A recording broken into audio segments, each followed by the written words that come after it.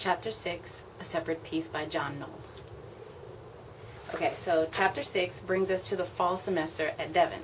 Jean describes how everything has returned to normal. The fun and the lax attitude of the summer has gone away. Sitting in the chapel, listening to the sermon, Jean states, "It had all come to an end when Phineas fell. It was forced on me as I sat chilled through the chapel service, that this probably vindicated the rules of Devon after all. If you broke the rules, they broke you."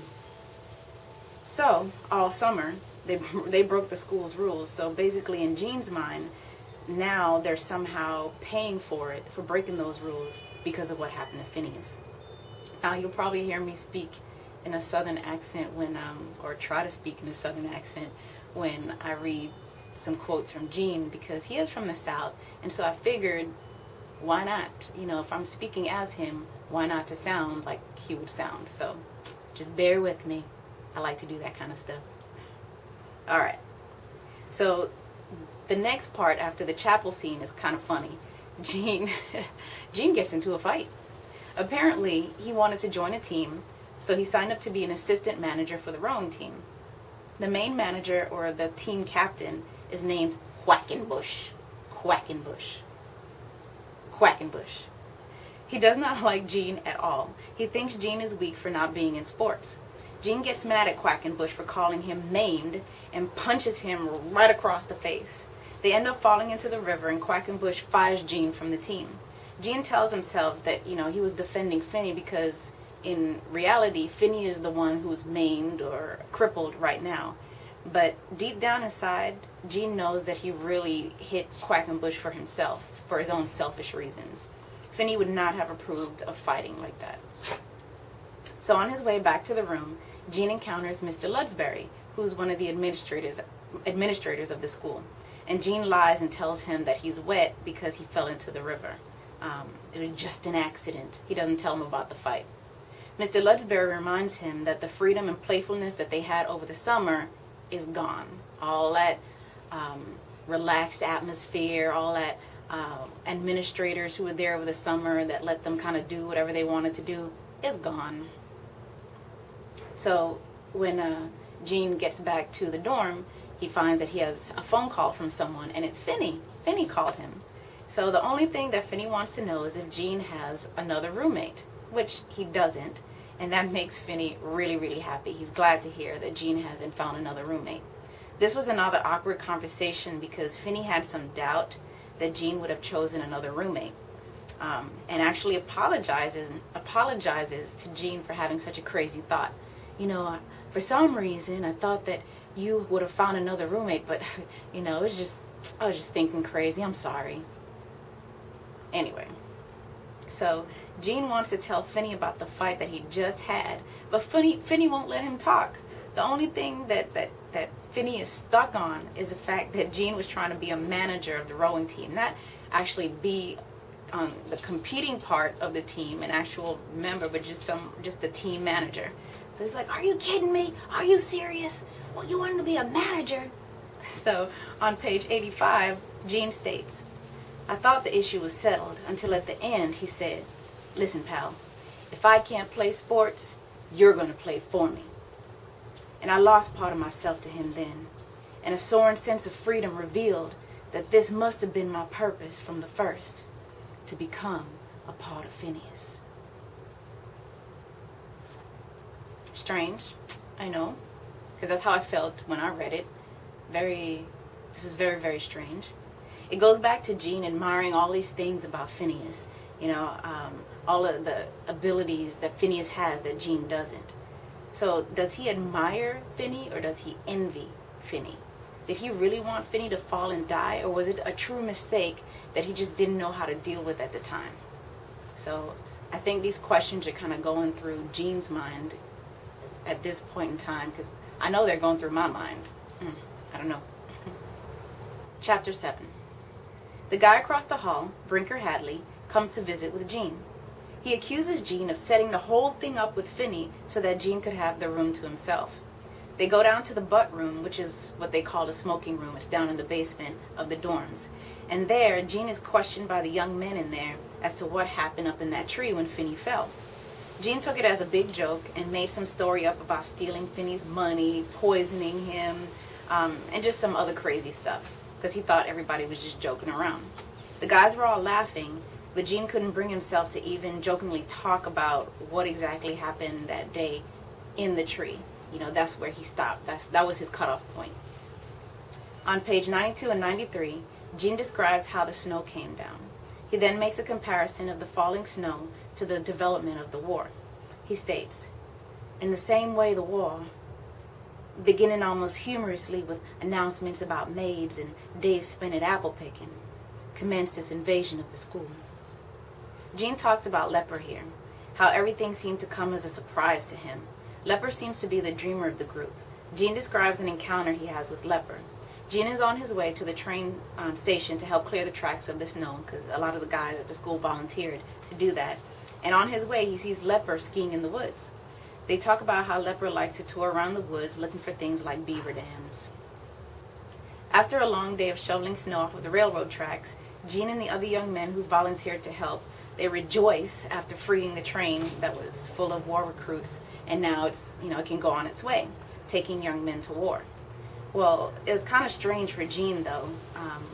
He says on page 97, "Stranded in this Milltown railroad yard while the whole world was converging elsewhere, we seemed to be nothing but children playing among heroic men." In other words, here he is, still a kid in school, isolated from the bigger things that's going on in the world. And then, he still has time to be a boy, but right now these troops are going off to war, and they're the ones losing their innocence. So he kind of sees how sad that whole situation is, how isolated he really is from what's going on in the war. On the way back to the dormitory, Jean hears his classmate Brinker rant on and on about enlisting in the military the next day. This thought excites Jean because he sees it as a chance to start anew. They make a clean start in his life, just to walk away from everything, forget his past, what he did to Finney, and just things like that. So right here, we kind of have another glimpse into the morbid mind of Jean, who, if you haven't noticed already, is sort of like an anti-hero. He's the narrator, essentially, he's the main character of the novel, but we're learning things about him that's not kosher, that's not cool, that's kind of dark and just crazy. The author, Knowles, is taking us into the dark side of Jean's mind. Now here's just my thoughts on the whole thing. Everybody has a dark side, and right now we're seeing Jean's dark side. But even though we all have that part to us, we hardly ever dare to reveal that part to another human being. For example, on page 100 and 102, 101, Jean shares, "Not that it would be a good life. The war would be deadly, all right. But I was used to finding something deadly in things that attracted me. There was always something deadly lurking in anything I wanted, anything I loved. And if it wasn't there, as for example with Phineas, then I put it there myself. But in the war, there was no question about it at all. It was there." Now, just let that sink in for a moment. Just let that sink in for a moment. Go back and read that part again if you need to. That whole admittance on Jean's part, that takes me back to the question, did he intentionally make Finney fall from that tree? Did he want to kill Finney? Did he envy him so much that he wanted Finney out of his life forever? Finney's the one guy who called him his best friend. So did he really want to kill him? Now, I don't know about you, but just thinking, how many people would actually reveal that dark side of themselves like that, those deep, dark thoughts that you sometimes have? How many of you would admit that to somebody else? I know there's always that exception. We all know somebody, or maybe you are that person who likes to say things for shock value, to see people's reactions. I don't know, but there's always an exception. But most people, you kind of keep those dark thoughts to yourself, right? But we don't often admit that we have these deep jealousies and hate to ourselves. We hate to admit it to ourselves, much less somebody else. So There are certain things that we think that even scare us. It's like, wow, I really feel that way. Like, oh my gosh, I can't believe that thought just went through my mind. Like, what's wrong with me? I don't know. That's again, this is just me just thinking out loud.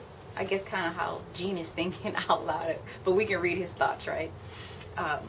But I think the author is taking the veil off of Gene to help us come to terms with the fact that at some point in our lives, we kind of all have these crazy thoughts and act on these crazy thoughts eventually, whether consciously or subconsciously. Whether we want to admit it to ourselves or not, we all have these kind of crazy thoughts. And it is a little bit scary, to see this open view of Gene and how he thinks about Finney and how he thinks about what he's done. It is a little bit scary because I think we all have those times in our lives and we all have those thoughts. So I don't know. Just me talking, just me thinking out loud. Anyway, Gene sets his mind on enlisting because he feels this sense of duty in stopping the war. Because at this point he feels like every time he hears about the war, it eats away at his peace that he has at Devon. So he feels like it's his duty to kind of join the war, just to kind of help it end and do his part, so maybe he can find his peace again. He feels this way pretty much up until he gets to his room. Lo and behold, Finney is back. And everything that Gene was feeling, and he was all gung-ho about going to the war, oh yeah, that's all gone. That's gone. Finney's back. Chapter 8. Phineas makes fun of how Gene is dressed. He's dirty and he's not dressed in good taste because he just piled on all these different clothes, things that were stained and dirty, and plus he was working on the railroad all day. Of course he's going to be greasy and dirty from shoveling snow all day. Finney then gets upset that his bed is not made. Gene reminds him that because of the war, they no longer have maids to clean up after the boys, and that there are other things to get upset about, especially since there's a war. Like, you seriously going to get upset because there are no maids to make up your bed? Come on now, Finney. There are other things in the world to be mad at besides that. Well, Phineas just kind of dismisses the whole thought. He wants his maid. With Phineas back, Gene realizes that he can't escape his past. He can't run away from his problems. When Phineas finds out that Gene was thinking about enlisting, he's kind of hurt. Finney gets quiet, which he never does, and Gene can see that he's hurt by that knowledge. His whole mood changes. Gene sees this and describes on page 108 how shocked Phineas is at the thought that Gene would be leaving him. So Gene enlists in the military, then that means he's no longer Finney's roommate, and Phineas doesn't like that. That saddens him. So, Gene thinks that Finney needs him, okay? Even though Gene sees himself as being untrustworthy, he still feels like he should be there for Finney. Gene says, because of Finney's reaction, the war then passed away from me, and dreams of enlistment and escape and a clean start lost their meaning for me. Gene realizes that Finney is the source of his peace at Devon.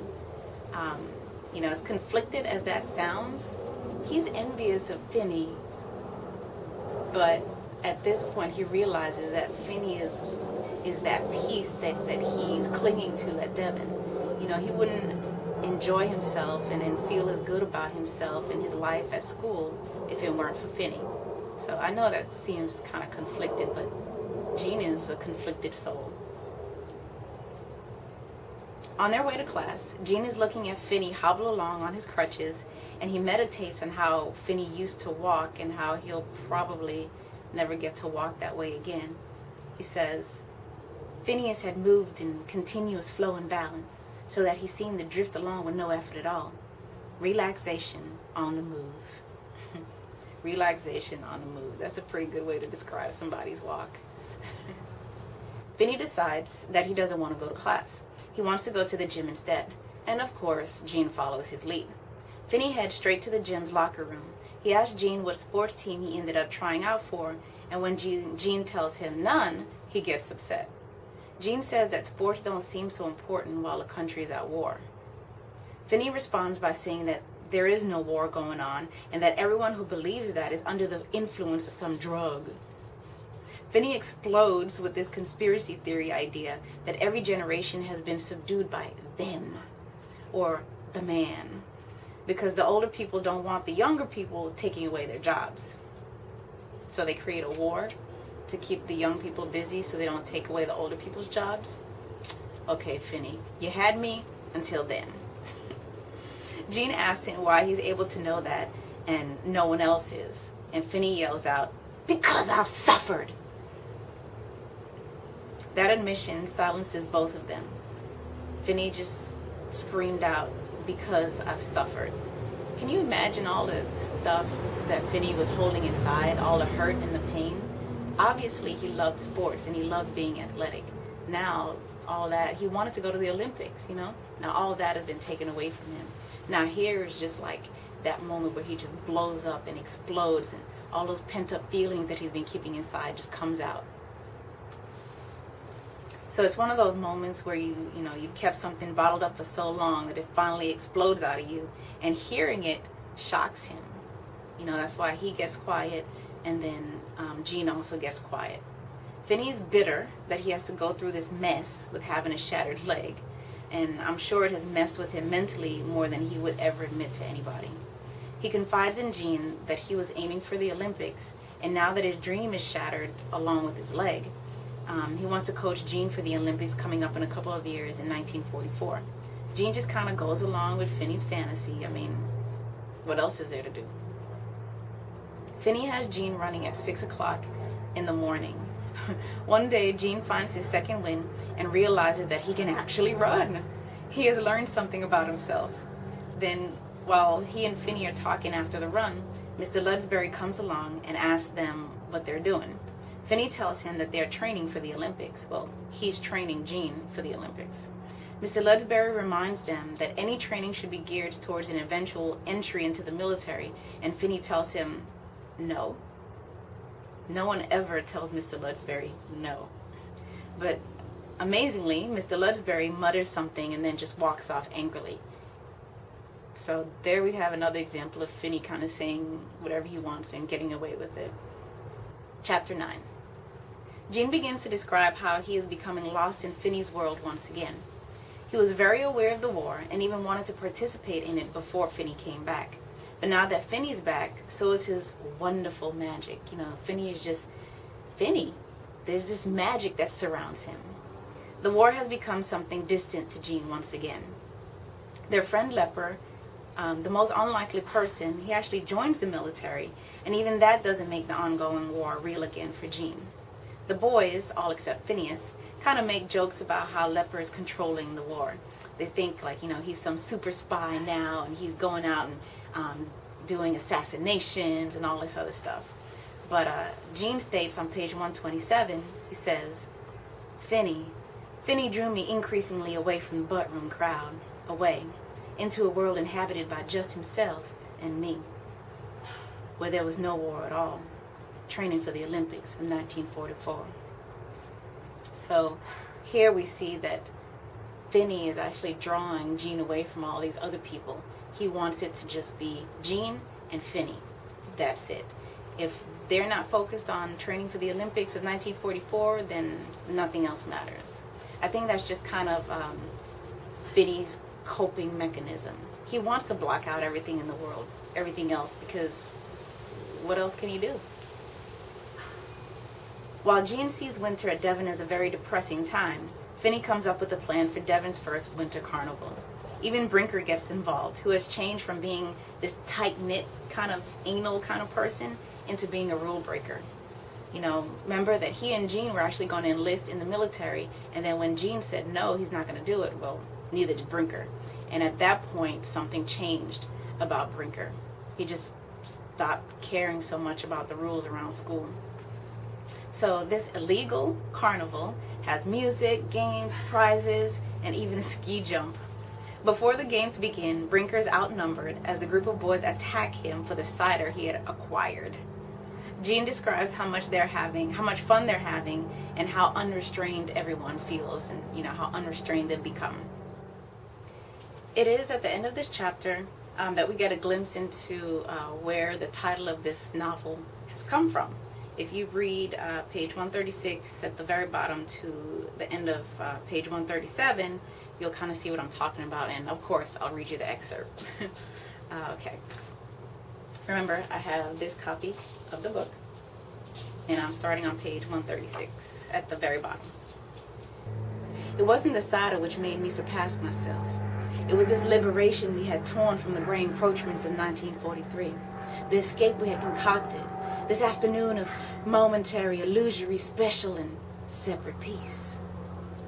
And it was this which caused me not to notice Brownie Perkins rejoin us from the dormitory, and not to hear what he was saying until Finney cried hilariously, "A telegram for Jean? It's the Olympic Committee. They want you. Of course they want you.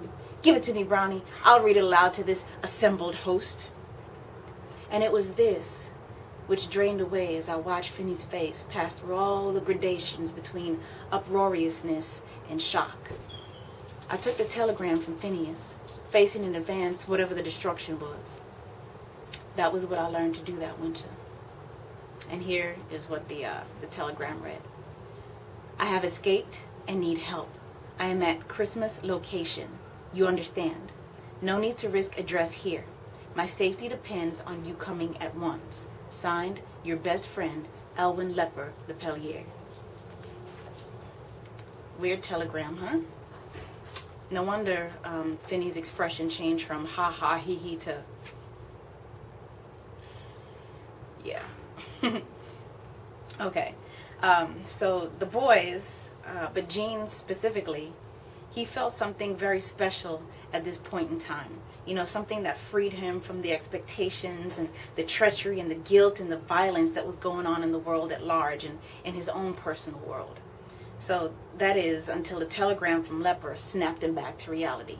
But this separate peace that he mentions that, you know, the novel is named for, it's this peace that he held at Devon.